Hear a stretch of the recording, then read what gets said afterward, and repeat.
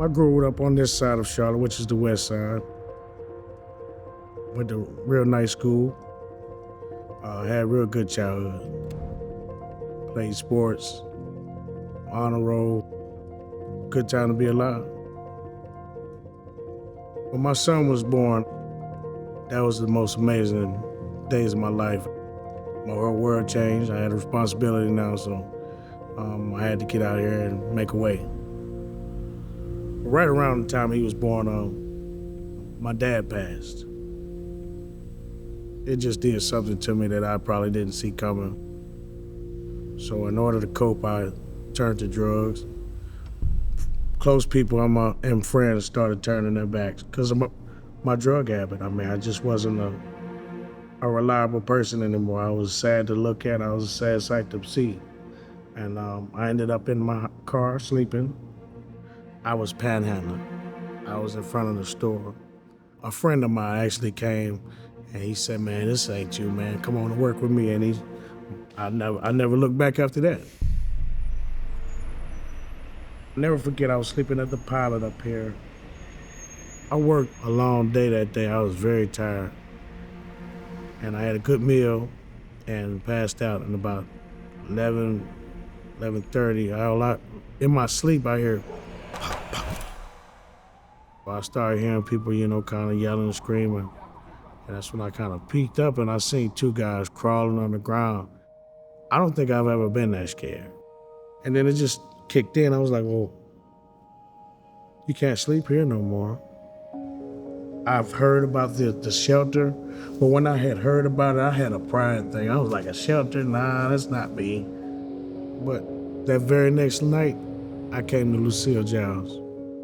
Lucille Giles is an emergency shelter which accommodates 118 guests nightly. So when they come through the door, we receive them as they are.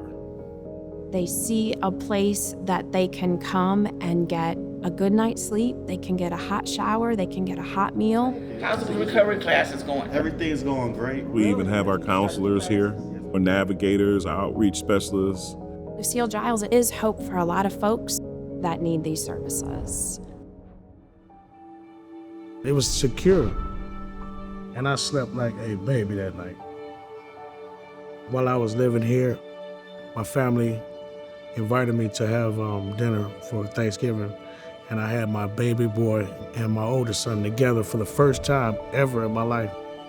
I started seeing that there may be a better life for me. I just have to change some things around me.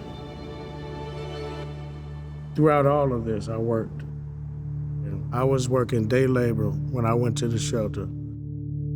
I am amazed at the workers that's here. I mean, I have everyday cleaners, I have guys that's in construction, and I'm not talking about under-the-table jobs. I'm literally talking about everyday Americans that's going through trials and tribulations that need a safe place. This was a hot summer, last summer. It was 102 degrees. I might have put in 8 hours. I thought the pay was gonna be a little different that day due to the fact that I was a foreman and telling other guys what to do. But when I got my check, which was $60, I was destroyed. $60 was not enough to pay rent. It was motivation to want more. I said, I'm about to get me a new job. I'm gonna get around some more good people, and I'm gonna not give up. So that night, I filled out the application right here on my bed. I got scheduled for an interview 2 days later.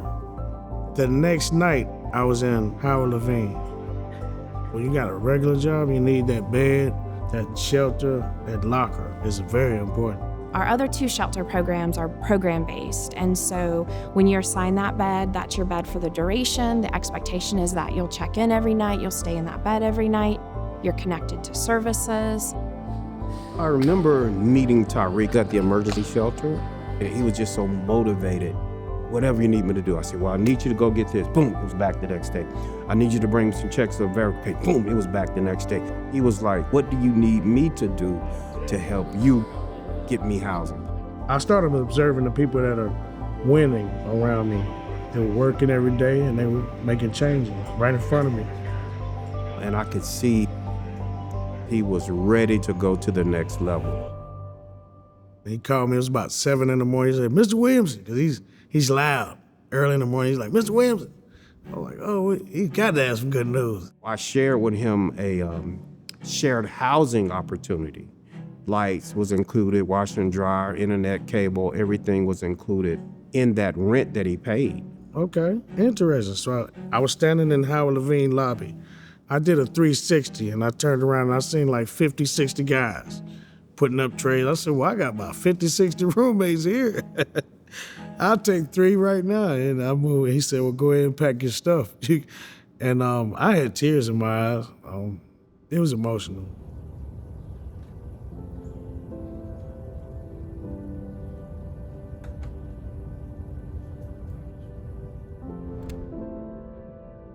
Mr. President, he didn't just turn me loose and let me go.